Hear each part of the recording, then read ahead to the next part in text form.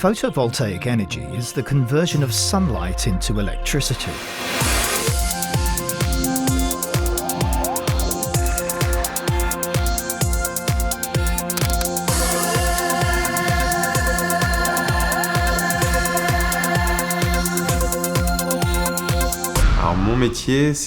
My job is to help advance the technical and technological development of solar cells, which involves developing new materials to improve yield or to reduce costs. Roughly speaking, I try to make photovoltaic energy competitive in the near future.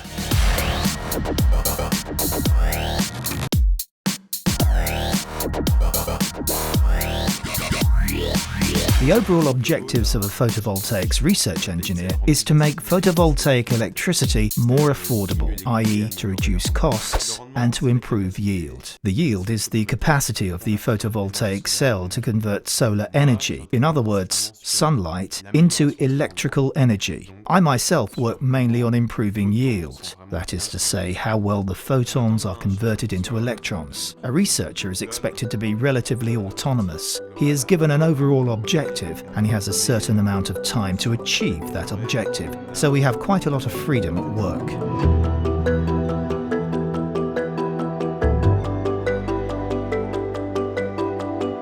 I need to increase the refractive index. What do you think I should do? Have you tried already 15 to 60 ratio of silent to hydrogen? No, never did. No, I think it should work. Okay, let's go. Yeah. Today, with Sergey, we will be working on the outer layer of the solar cell, which will allow us to prevent there being too much sunlight reflection and ensure the light is correctly absorbed by the cell.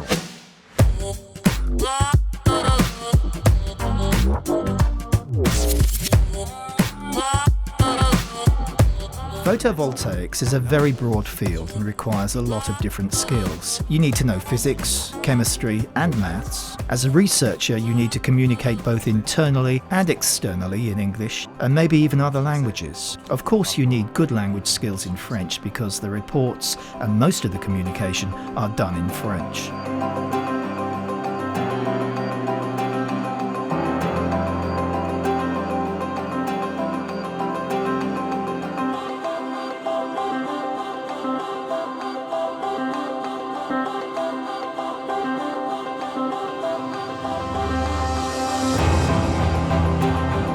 To do this job, you need to be curious, meticulous and dynamic. You have to have an open mind, be open to criticism because doing research involves criticizing your own results all the time and also criticizing those of others and having others criticize your results. Now, I will use equipment that will allow me to characterize the properties of the anti-reflective layers, which we have placed in a vacuum. I will check to make sure the properties are consistent across the whole surface.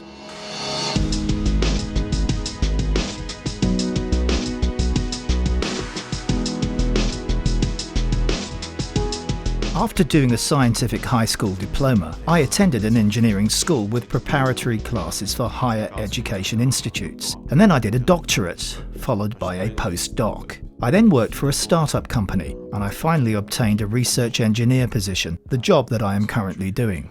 Once the properties have been characterized, I have to analyze the results for which I will use various physical parameters, such as the lifetime or the optical index, to check the uniformity of my layers and ensure that they have the right properties. Look at that. It's not bad, but we still need to improve the uniformity a little. What do you think? Well, we could increase the pressure to improve the uniformity. We almost have some deposit. We can test that and then check what properties it has. It's important that we don't lose them. Generally speaking, what's expected of a research engineer is to be able to define the objectives and to define the action plan to meet those objectives. Concretely speaking, you need to set intermediate objectives and then complete your assignment, i.e. carry out experiments, characterize those experiments and so on, until the final objective is reached. We may also have research to do in the very short term, and then of course the horizon is always very far off, 5 or even 10 years away. What I like most is the variety of things I get to do.